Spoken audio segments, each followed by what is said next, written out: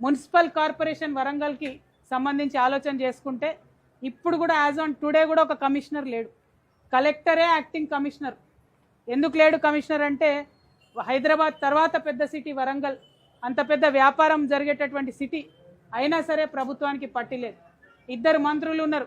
ముఖ్యమంత్రి స్వయంగా వచ్చి 5200 కోట్లతోని అండర్ గ్రౌండ్ డ్రైనేజ్ చేస్తా అని చెప్తే దానికి ఇంతవరకు దిక్కు మొక్కు లేదు, కనీసం ఒక ఆలోచన లేదు. అవన్నీ పక్కన పెడితే అసలు కంప్లీట్ హన్మకొండ వరంగల్ కాజీపేట్ ట్రై సిటీకి సంబంధించి ఇంతవరకు ఒక మాస్టర్ ప్లాన్ కూడా రూపొందించుకోలేకపోయినా. అంటే ఎటుపోతున్నాం మనం, రాష్ట్రం ఎందుకు సాధించుకున్నాం అనే ప్రశ్న ఇవాళ ప్రతి యువకుల్లోనూ, ప్రతి మహిళలోనూ, ప్రతి మేధావిని కూడా వేధిస్తున్నటువంటి ప్రశ్న. కాబట్టి తెచ్చుకున్నటువంటి తెలంగాణను, వరంగల్ను బాగా చేసుకోవాలంటే అందరం కూడా పిడికిలు బిగించి ముందుకు నడవాల్సిందే అనేటటువంటి ఆలోచనతోని మరి ఇవాళ ఈ రాష్ట్రంలో ఒక కొత్త ప్రత్యామ్నాయ శక్తిగా, రాజకీయ ప్రత్యామ్నాయ శక్తిగా మేము ముందుకు రావడం జరిగింది.